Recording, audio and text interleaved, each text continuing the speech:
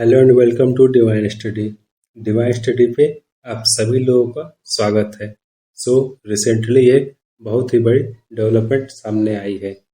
भारत और ऑस्ट्रेलिया ने आपस में एक फ्री ट्रेड एग्रीमेंट पे साइन किया।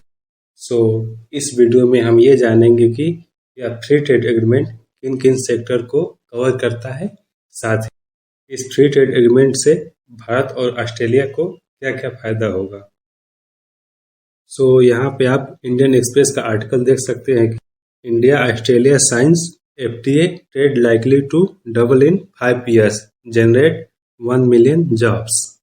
मतलब भारत और ऑस्ट्रेलिया ने एक फ्री ट्रेड एग्रीमेंट पे साइन किया है और इसके चलते दोनों देशों के व्यापार अगले 5 वर्षों में 2 गुना हो जाएगा। साथ ही इस फ्री ट्रेड एग्रीमेंट के द्वारा 1 मिलियन यानी कि करीब 10 लाख नौकरियां भी जनरेट होगी। इसी तरह यह अल जजीरा का आर्टिकल है, Australia India sign trade deal in virtual ceremony. मतलब भारत और ऑस्ट्रेलिया ने एक वर्चुअल सेरेमनी के दौरान एक डील साइन किया है। The Australian prime minister says the deal represent one of the biggest economic doors there is to open in the world today. इस डील के बारे में ऑस्ट्रेलिया के प्रधानमंत्री स्कॉट मॉरिसन ने कहा है कि यह डील वर्तमान में दुनिया के सबसे बड़े आर्थिक संबंधों को रिप्रेजेंट करता है। फ्रेंड्स, वीडियो में हम आगे बढ़ें उससे पहले यदि आपने अभी तक डिवाइन स्टडी यूट्यूब चैनल को सब्सक्राइब नहीं किया है तो जरूर सब्सक्राइब कर लें। फेसबुक पर भी हमें डिवाइन स्टडी के नाम से जरूर फॉलो करें। इसके अलावा टेलीग्राम, ट्विटर और इंस्टाग्राम पर भी हमें जरूर फॉलो करें। विशेष रूप से आप टेलीग्राम को जरूर ज्वाइन करें ताकि आने वाली वीडियो की नोटिफिकेशन आपको सबसे पहले मिल सके। भारत और ऑस्ट्रेलिया ने एक फ्री ट्रेड एग्रीमेंट पे साइन किया है। शनिवार को भारतीय प्रधानमंत्री नरेंद्र मोदी और ऑस्ट्रेलिया के प्रधानमंत्री स्कॉट मॉरिसन एक वर्चुअल समिट के दौरान उपस्थित रहे और हमारे कॉमर्स मिनिस्टर पीयूष गोयल साहब और ऑस्ट्रेलिया के कॉमर्स मिनिस्टर डैन तहान ने एक फ्री ट्रेड एग्रीमेंट पे साइन किया है। फ्रेंड्स, इस फ्री ट्रेड एग्रीमेंट को ECTA यानी कि economic cooperation and trade agreement कहा जा रहा है। इस फ्री ट्रेड एग्रीमेंट का लक्ष्य भारत और ऑस्ट्रेलिया के बीच अभी जो वर्तमान में $27 बिलियन का व्यापार होता है उसे अगले 5 वर्षों में बढ़ाकर $50 बिलियन यानी लगभग 2 गुना कर देना है। और ऑफकोर्स जब भारत और ऑस्ट्रेलिया के बीच ट्रेड सीधे डबल होगा तो इससे करीब 10 लाख नौकरियां जनरेट होंगी। इस फ्री ट्रेड एग्रीमेंट के अंदर बहुत सारी चीजें कवर की गई हैं, जैसे IT, ITES, business sectors, health, education इत्यादि। फ्रेंड्स, जब ये फ्री ट्रेड एग्रीमेंट लागू हो जाएगा तो भारतीय शेफ यानी भारतीय रसोइये, स्टूडेंट्स और STEM में काम करने वाले मतलब साइंस, टेक्नोलॉजी, इंजीनियरिंग और मैथमेटिक्स में ग्रेजुएट लोगों को आसानी में ऑस्ट्रेलिया मार्केट में एक्सेस मिल जाएगा। जबकि ऑस्ट्रेलिया के जो प्रीमियम वाइन है, साथ ही कोयला आदि को भारतीय बाजार में आसानी से एक्सेस मिल जाएगा। भारतीय छात्रों और रसोइयों को वहां पर ग्रेजुएशन के बाद ऑस्ट्रेलिया में 2 से 4 सालों के लिए वर्किंग वीजा आसानी से अवेलेबल हो जाएगा।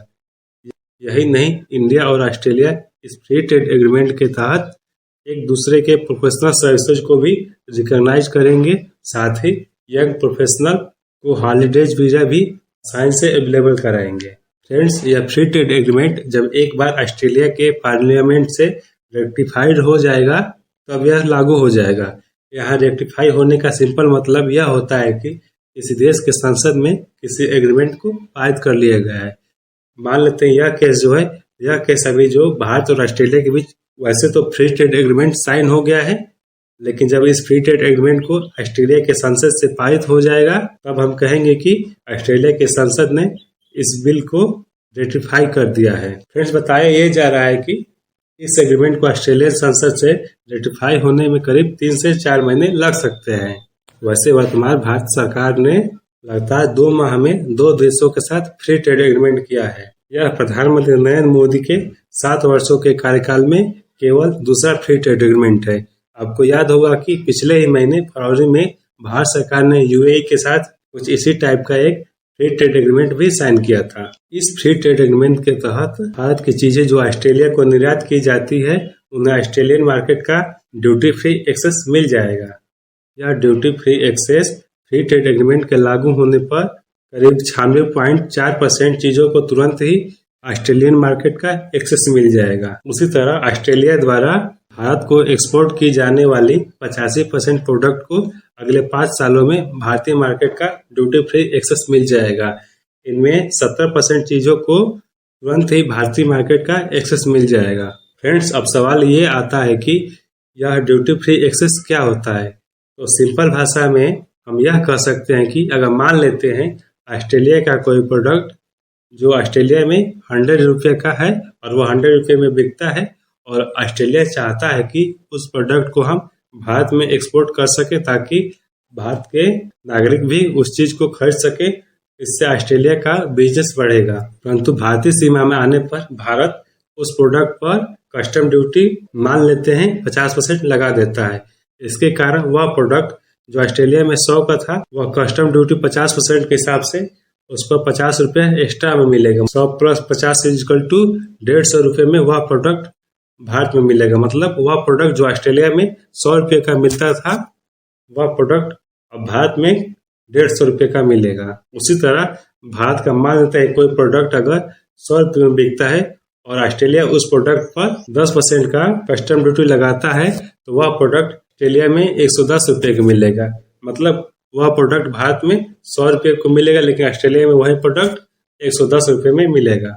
कोई कंट्री इस तरह का स्टैम्प ड्यूटी तभी लगाती है जब उस कंट्री को लगता है कि इस प्रोडक्ट के मेरे मार्केट में आ जाने से हमारे स्थानीय जो उद्योग धंधे हैं उनका नुकसान होगा। जाहिर सी बात है, अगर दूसरे देश की वस्तुएं अगर भारत में सस्ती कीमत पर मिलने लगेंगी तो आम कस्टमर भारत की चीजों को क्यों खरीदेगा। कस्टमर तो हमेशा चाहेगा कि उसे सस्ती कीमत पर अच्छी चीजें मिल सके और वह यह सोचेगा कि जो भारतीय प्रोडक्ट है वह महंगा है, इससे अच्छा बाहर की वस्तुएं सस्ती हैं। इस वजह से वह भारतीय प्रोडक्टों को न खरीद कर बाहर के प्रोडक्टों को खरीदना शुरू कर देगा। हाँ, एक शर्त इसमें यह है कि नेशनलिज्म की भावना नहीं आनी चाहिए। नहीं तो अगर नेशनलिज्म की भावना आ गई तो प्रोडक्ट कितना भी महंगा हो भारतीय ही खरीदेगा, विदेशी प्रोडक्ट नहीं खरीदेगा। परंतु सामान्य अवस्था में लोग सस्ती चीजों का ज्यादा प्रेफर करते हैं। इसी वजह से कोई भी देश दूसरे देश को आइटम्स पर स्टैम्प ड्यूटी लगाता है ताकि स्थानीय और बाहरी प्रोडक्टों के बीच में एक संतुलन बना रह सके। वैसे इस स्टैम्प ड्यूटी का मूल उद्देश्य अपने देश के स्थानीय उद्योग धंधों की रक्षा करना भी होता है। इस स्टैम्प ड्यूटी का एक नुकसान भी होता है, जो आम कस्टमर्स हैं उनके लिए चॉइस कम हो जाती है और कस्टमर्स के लिए चीजें महंगी मिलती है।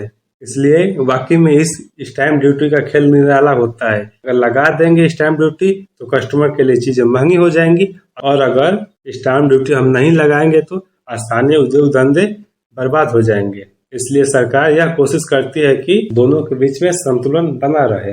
इस फ्री ट्रेड एग्रीमेंट में दोनों देशों ने एक दूसरे की सेंसिटिव आइटम्स को इस फ्री ट्रेड एग्रीमेंट से बाहर रखा है।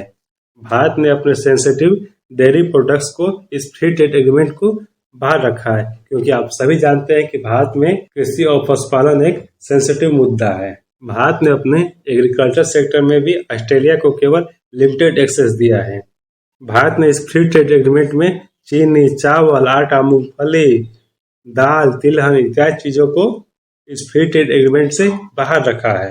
भारत को ऑस्ट्रेलियन सर्विस सेक्टर के 103 सब सेक्टर्स में अनुमति मिली है। इनमें 31 सब सेक्टर्स में MFN यानी कि मोस्ट फेवर्ड नेशन का स्टेटस मिला है। मोस्ट फेवर्ड नेशन का स्टेटस वो होता है कि मान लिया हमें कोई अमुक चीज चाहिए तो हम सबसे पहले यहीं पे जाएंगे। तो इन 31 सब सेक्टर्स में भारत को MFN का स्टेटस मिला है। इनमें बिजनेस, कम्युनिकेशन, कंस्ट्रक्शन, इंजीनियरिंग संबंधित सेवाएं शामिल है। कुछ केसों में भारत ने सीमित मात्रा का कैप भी लगाया है। भारत ने ऑस्ट्रेलिया के लॉन्ग स्टेपल कॉटन को कुछ सीमित मात्रा में अनुमति दी है, जो कि भारत में घरेलू स्तर पर यूज होने वाले कॉटन का केवल 1% है। उसी तरह ऑस्ट्रेलियन मार्केट में भारतीय संतरे को केवल 13,000 टन तक एक्सपोर्ट करने की ही अनुमति मिली है।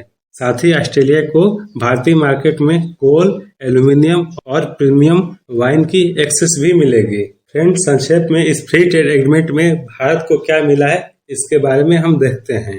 भारत अपने सेंसिटिव आइटम जैसे शुगर, स्वीट, वालनट, पल्स इत्यादि चीजों को इस फ्री ट्रेड एग्रीमेंट से बाहर रखा है। इस फ्री ट्रेड एग्रीमेंट के तहत भारतीय फार्मा सेक्टर को ऑस्ट्रेलिया मार्केट का एक्सेस मिल सकेगा।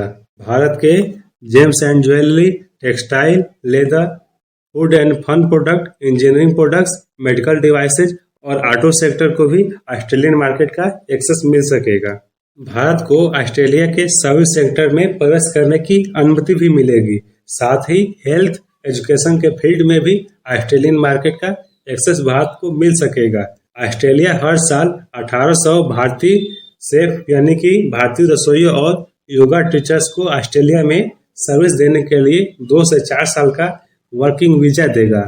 ऑस्ट्रेलिया को भारतीय मार्केट में कोल, एल्यूमिनियम, प्रीमियम वाइन का सीधा एक्सेस मिल सकेगा। एक खास बात जो इस फ्री ट्रेड एग्रीमेंट में रखी गई है कि country of origin provisions will consider in this FTA, मतलब इस फ्री ट्रेड एग्रीमेंट में किसी प्रोडक्ट के कंट्री ऑफ ओरिजिन का ध्यान रखा गया है। मतलब यह कि अगर किसी प्रोडक्ट का भारत में निर्माण होता है तभी उसको ऑस्ट्रेलियन मार्केट का फ्री एक्सेस मिल सकेगा। उसी तरह किसी प्रोडक्ट का अगर ऑस्ट्रेलिया में मैन्युफैक्चर होता है तभी उसको भारतीय मार्केट का एक्सेस मिल सकेगा। अर्थात ऐसा नहीं होगा कि कोई प्रोडक्ट किसी अन्य देश जैसे वियतनाम, चाइना, फिलीपींस आदि देशों के द्वारा पहले ऑस्ट्रेलिया भेजा जाए और फिर ऑस्ट्रेलिया के रास्ते भारतीय मार्केट में एंट्री करा दिया जाए। ऐसा बिल्कुल नहीं होगा। इस फ्री ट्रेड एग्रीमेंट में कंट्री ऑफ ओरिजिन का विशेष ध्यान रखा गया है। जब यह फ्री ट्रेड एग्रीमेंट साइन हो गया तो भारतीय प्रधानमंत्री ने यह कहा कि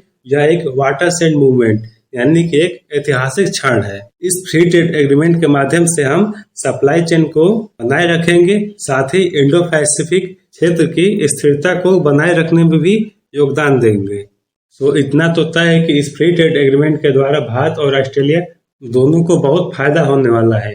सीधी सी बात है कि अगर अगले 5 सालों में भारत और ऑस्ट्रेलिया दोनों के बिजनेस बढ़कर $50 बिलियन के पार चला जाता है तो यह भारत और ऑस्ट्रेलिया दोनों के संबंधों के लिए बहुत ही अच्छा साबित होगा। फिलहाल में ये है इस वीडियो का अंत। फिर मिलते हैं हम नेक्स्ट वीडियो में। तब तक के लिए धन्यवाद। जय हिंद।